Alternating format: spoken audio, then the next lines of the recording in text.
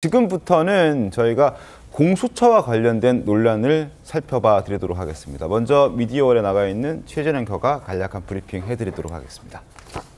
네, 지금까지 말씀드렸던 대로 윤석열 대통령 탄핵 심판 내일로 예정돼 있죠. 최종 변론을 하루 앞두고 소위 돌발 변수가 발생했다, 이런 얘기들이 나오고 있습니다. 논란 자초한 공수처, 저희가 정리를 해봤는데요. 당초 공수처를 둘러싼 여러 가지 논란이 있었습니다. 관할인 중앙지법을 피해서 서부지법에 영장을 청구해서 이른바 판사 또 영장 쇼핑 논란이 있었고요. 딱풀 공문 논란, 대통령 관저를 진입하기 위해 공수처가 체포영장을 발휘하고 내부 진입을 시도했는데 이 과정에 경비단이 보시는 것처럼 직인을 찍어줬는데 이게 관저 진입을 허가하는 공문에 대한 직인이 아니라 그냥 소환해서 다른 질의를 하던 과정 중에 직인을 가져와 봐라 해서 이렇게 일반 다른 공문에 쪽지로 잘라서 오려붙인 공문 세부 내용의 직인을 찍은 위조 공문이었다, 이런 논란이 한 차례 또 불거졌던 겁니다. 그리고 마지막 음주 회식 논란이 있었죠. 윤석열 대통령에 대한 구속영장이 집행된 그 당일에 오후에 공수처가 자체적으로 음주 회식을 벌였다고 해서 논란이 일었고요. 여기에 대한 해명도 처음에는 와인을 가져가지 않았다, 술을 가져가지 않았다, 이렇게 해명을 했다가 뒤늦게 인정하는 듯한 추가 해명이 나오면서 해명, 거짓 해명이었다, 이런 논란까지 불거졌던 바가 있습니다. 물론 이제 공수처의 손을 모두 떠났기 때문에 공수처가 이에 대한 진위 여부에 대해서 설명할 이유는 없습니다만 추가적으로 여당이 지금 문제 제기를 하고 나선 것이 있습니다. 바로 앞서 지적했던 판사 영장 쇼핑 논란, 이 부분이 구체적으로 정황상 드러났다는 건데요. 구체적으로 어떤 부분이 드러난 것인지 저희가 차차 짚어드리도록 하고, 이 의혹과 관련해서 여당이 오동훈 공수처장을 고발한 그 목소리부터 먼저 들려드리겠습니다. 2024년 12월 6일 윤석열 대통령을 피의자로 명기한 압수수색 영장을 청구했다가 기각되었으며, 같은 날 윤석열 대통령에 대한 통신영장 역시 기각되었습니다. 중앙지방법원에서 통신영장조차 기각을 당하자 서부지법으로 영장 쇼핑을 나선 것입니다. 이것이 압수수색 영장이고 이것이 기각된 통신영장입니다. 자, 영장 쇼핑과 관련해서 저희가 집중적으로 지금부터 분석해 볼 텐데 화면 함께 보시죠. 지난주 21일에 윤석열 대통령 변호인단이 검찰의 수사 기록을 검토하는 과정에서 이 같은 사실을 발견했다고 합니다. 12월 6일에 공수처가 중앙지방법원에 윤석열 대통령의 압수수색과 통신영장을 청구했는데 이게 기각됐다는 거죠.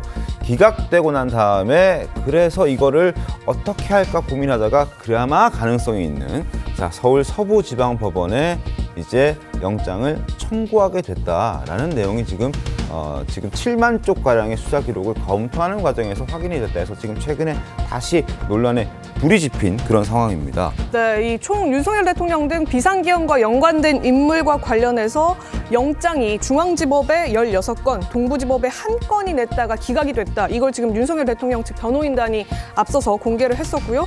윤석열 대통령과 직접적으로 관련해서는 총 3건, 중앙지법에 영장을 청구한 것이 드러났다, 이런 주장이 나오고 있는 겁니다. 3개의 영장이 기각됐다. 윤석열 대통령 압수수색 영장이 한 차례 기각이 됐고 통신영장도 기각이 됐다. 그리고 지난 12월 8일에는 보완한 윤석열 대통령 압수수색 영장이 기각됐다. 그런데 이와 관련해서 공수처가 모두 공개하지 않은 채 중앙지법이 계속 번번이 영장 청구를 기각당하니까 결국은 서부지법에 청구를 하게 된 것 아니냐. 네. 지금 이런 의혹들을 제기를 하고 있는 거거든요. 구자룡 변호사님, 이게 지금 영장 쇼핑한 것이다, 판사 쇼핑한 것이다, 그 근거라는 거예요? 그렇죠. 제가 보기에도 판사 쇼핑을 했다라는 거는 맞는 것 같아요. 그게 이제 위법인지 아닌지에 대한 논의는 다시 따져봐야겠지만 판사 쇼핑 자체를 부정할 수는 없다. 왜냐하면 판사 쇼핑이 아니려면 서부 관할에 대해선 처음부터 문제 제기가 있었어요. 이거 이상하다, 법에 안 맞는다. 왜냐하면 공수처법에는 중앙지방법원을 관할법원으로 한다라고 하고 예외적인 사유일 경우에는 다른 관할을 찾아가게끔 되어 있거든요. 공수처는 다 중앙지법에 선제적으로 하는 걸로 돼 있다는 거죠? 그렇죠. 관할은 무조건 중앙지법으로 돼 있어요. 그리고 이제 예외일 때 가는 건데 서부지법으로 갈 때 왜 갑자기 예외로 가지? 이거 이상하다라고 했는데 지금 공수처에서도 처음에는 그 관할 규정에 따라서 중앙지방법원으로 계속 청구를 했던 거예요.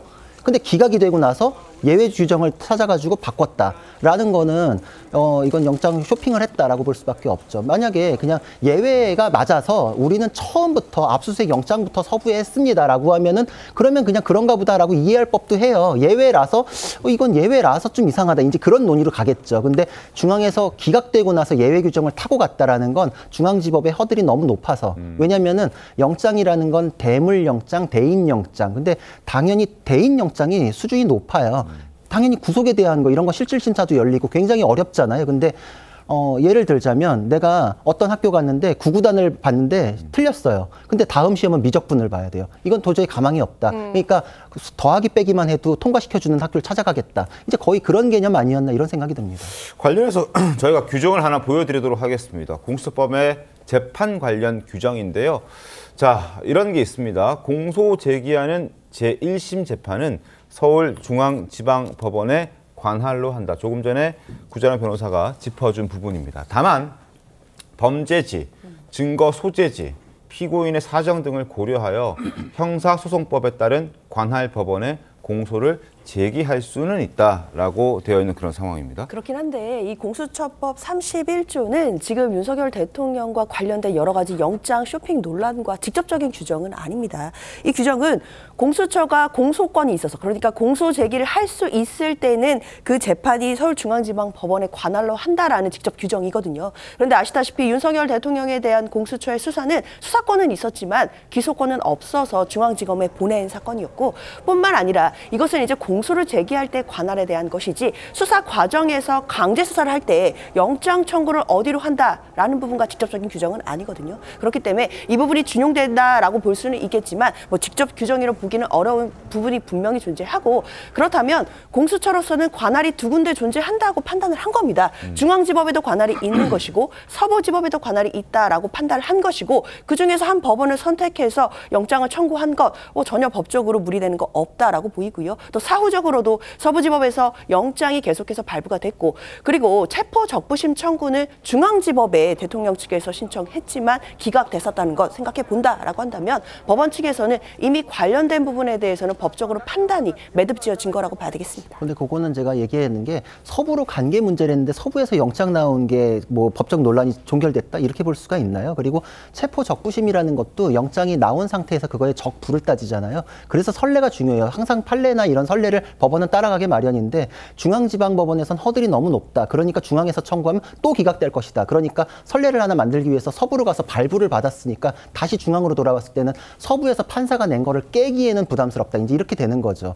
그러니까 제가 보기에는 그 선례가 만약에 지금 관할이 두 개여서 어느 곳이든 가능했다라고 하면 서부에 처음부터 갔으면 논란이 없다니까요. 근데 기각당하고 나서 갔으니까 네. 영장 쇼핑이라는 거에 대해서는 해명이 안 되는 겁니다. 알겠습니다. 이 부분에 이제 한 말씀 좀 드리고 싶은데요.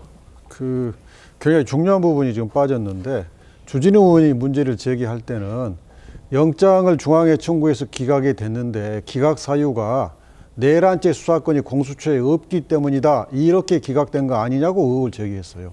근데 공수처 입장문을 보면 기각 사유는 그게 아니고 그 당시 여러 수사기관, 검찰, 국수본, 공수처 등이 중구난방으로 영장을 청구하니까 이걸 좀 통일해 주라. 영장 청구가 중복된다.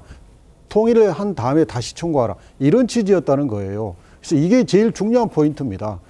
최초에 주진우 의원이 공격한 것은 혹시 공수처 내란죄 수사권 없다고 법원에 1차 판단이 있었지 않느냐. 이게 주화점인데 그게 전혀 아니라는 거예요.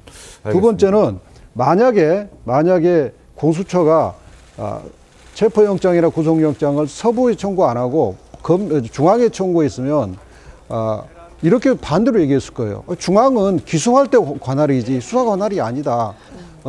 윤석열 대통령의 주소지, 현재지가 용산에 있고 모든 증거가 용산에 있고 그러니까 범죄지, 증거, 피고인이 다 용산에 있는데 왜 서부에 안 하고 중앙에 있느냐. 이거 불법이다. 또 이렇게 공격했을 거예요. 그렇기 때문에 뭐 벌어지지 않은 공수처의 조치는 법원에 의해서 다 적법하다고 판결이 났고 결정이 난 거예요.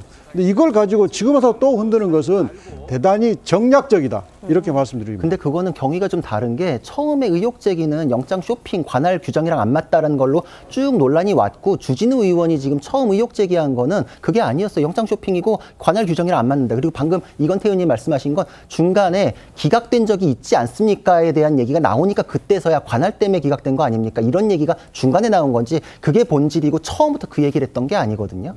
알겠습니다. 자, 오동훈 공수처장 목소리를 저희가 한번 들려드릴 테요. 영장 쇼핑 의혹에 대해서는 전혀 부인하고 있는 목소리 한번 듣고 이야기를 이어가겠습니다. 공수처법에 보면은 공수처의 1심 관할은 서울중앙지방법원으로 한다고 되어 있습니다. 맞죠? 중앙지법에서 할 수 없는 이유가 뭐예요? 그러니까 언론에서 진보 성향 판사의 판단을 구하려는 영장 쇼핑이다 이런 지적을 받고 있는 겁니다. 저희들은 그 용산 관할법원인 서부법원에 하였고 통상적으로 절차에 따랐고 어느 법원에 이거 넣든지 체포영장이 발부될 수밖에 없는 그런 상황이었습니다. 서부지방법원에 체포영장 청구하기 전에 혹시 서울중앙지방법원에 체포영장 청구한 적 있습니까? 윤석열 대통령에 대한 체포영장은 서부법원에 처음 청구했습니다. 예.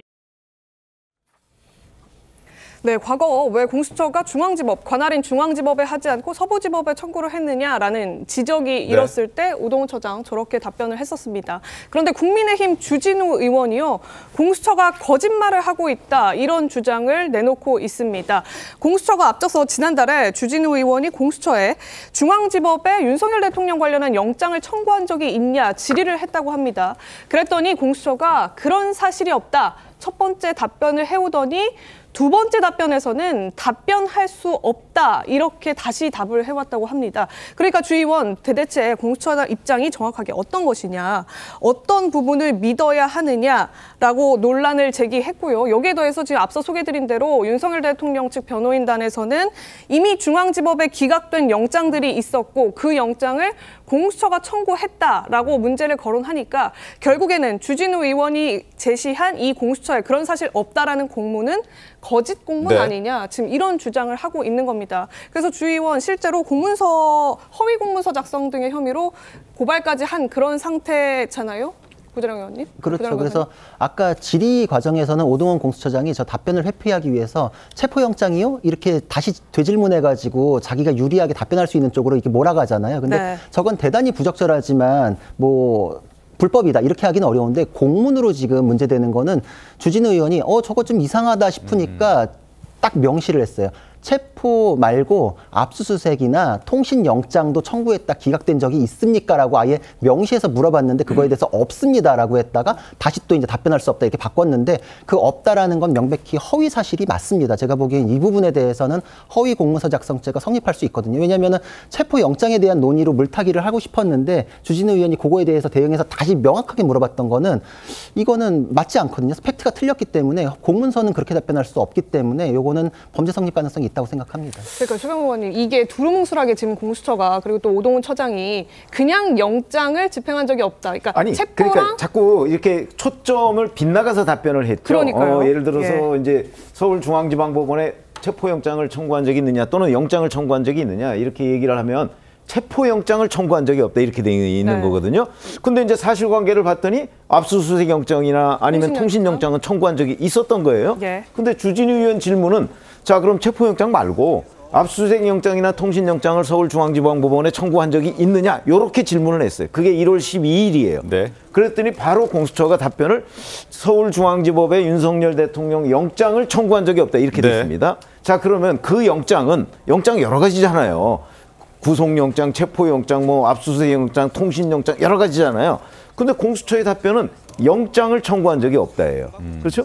주진우 의원의 질문은 통신영장이나 압수수색영장을 청구한 적이 있느냐 이거였고 그러면 결국 공수처의 답변은 그럼 영장은 다 포괄하는 개념으로 봐야 되죠. 그 모든 영장을 그러니까 윤석열 대통령 영장을 어떤 영장이든지 청구한 적이 없다는 얘기가 되잖아요. 그렇죠. 그 답변서는.